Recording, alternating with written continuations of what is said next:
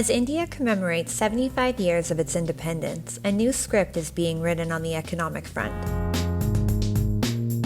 A tripartite foundation of a determined political will to take difficult decisions for the greater good, speedy implementation of fiscal objectives, and a science and technology-based development model have propelled India to the coveted top 5 economies of the world. India recently surpassed the United Kingdom to become the 5th biggest economy.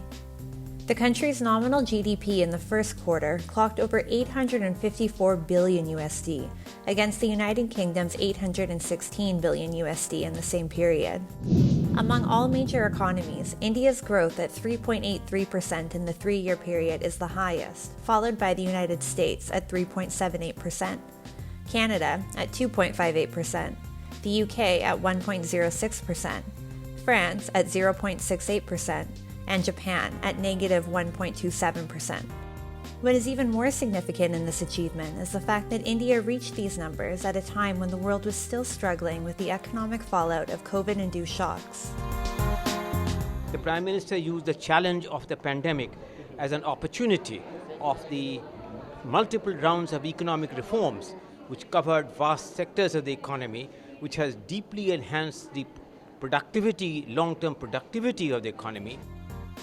Industrialists across the spectrum predict that by the end of the decade, India will enter the rarefied era of the top 3 economies of the world. Before we dive deeper into the numbers that led the country to this milestone, let's take a step back and ask some questions. How did India reach here? Was the Indian economic structure resilient enough to absorb COVID-induced shocks? Was the government pro-business, or was it more focused on regulatory compliances? The answer to all 3 questions can be traced to the immediate aftermath of the COVID lockdowns, wherein employment numbers, economic growth, and consumption had halted the world over. While countries around the world, in panic, doled out billions under the guise of stimulus packages to sustain their economies, Indian policy maintained a traditional, conservative approach that ensured that fundamentals of the economy were nurtured, and a welfare net was also in place to assist the poor. Throughout the pandemic, India was one country where we remained prudent and we did a number of reforms without going into excessive spending, which could have hurt us. India relied on increased capex funding so that employment generation and infrastructure development took center stage while inflationary headwinds were countered. The government of India announced a special economic package of 267 billion USD and gave a clarion call to build a self-reliant India. This package was not to be confused as a mere bailout, but instead were supportive measures that created a business ecosystem that had the right incentives to thrive on its own and result in trickle-down benefits to the working population. The major components of the business support package included financial measures for micro, small, and medium-sized enterprises. Instead of providing cash handouts, the additional support was provided in the form of concessional credits to farmers, as well as a credit facility for street vendors. India's incredible pace of immunization proved instrumental in its economic resurgence. After a sharp contraction in the first quarter since the COVID outbreak, and a moderate contraction in the following months, the Indian economy registered a sharp V-shaped growth trajectory. The Production-Linked Incentive Scheme, PLI, was launched to develop an incentive-based model to boost domestic manufacturing. Analysts believe that PLI can contribute up to 4% to the GDP annually in terms of incremental revenue. India's PLI scheme has yielded bumper dividends as a large number of industries have shown a massive rise in the scale of their production. India's toy industry is one such example, in which there has been a huge turnaround. It is a shining story of importer to exporter and a bright example of brand India at work.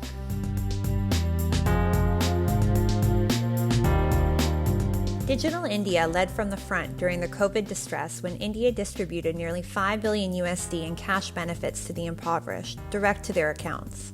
The country was already on a digital-first trajectory, with one of the highest volumes of digital transactions in the world when the pandemic struck, and further propelled the use of contactless digital technology. India is now clocking around 100 million digital transactions a day, with a volume of 67 billion USD, about a 5 times jump from 2016.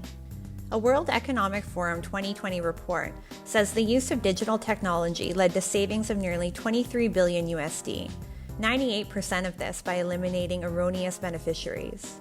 Getting the basics right, India has ensured a strong bedrock of tools that a country needs to make quantum leaps in the economic growth of its people. A business-friendly government is taking decisions to maximize the potential of its workforce and provide companies with the right tools to thrive in this business-friendly ecosystem. India's mixed economy model has defeated all economic templates and has set an example before the world. Owing to leaps taken by the country through this road, economists predict that India will become one of the top 3 economies in the world.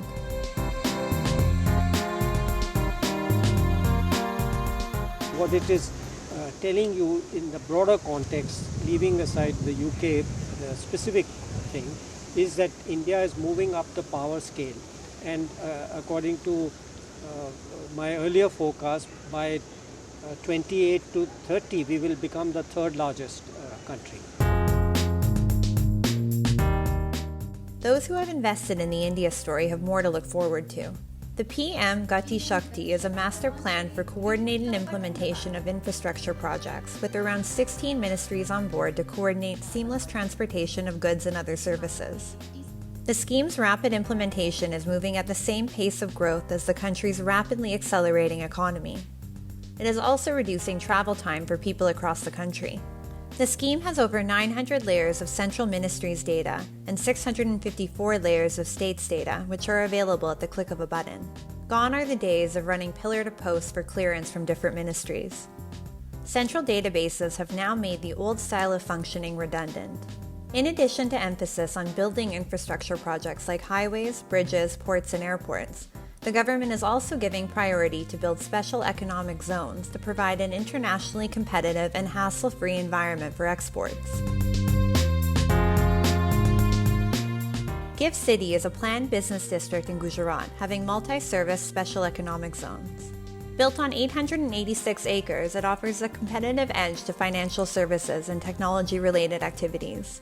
To further accelerate economic growth, the government also launched Startup India, a flagship initiative with the agenda to actively support startups and entrepreneurs.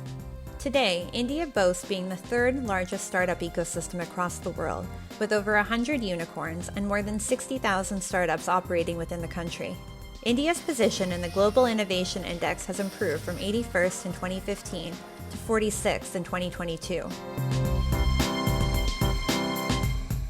इतने कम समय में हम 81 से 46 तक आए हैं, लेकिन यहाँ रुकना नहीं है, अभी और ऊपर जाना है।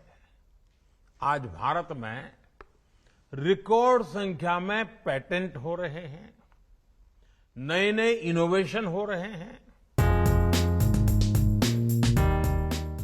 Combined with the Atmanirbhar Bharat mission, or a resolve for self-reliance, and the Make in India program, India aims to transform itself into a global manufacturing and design export hub.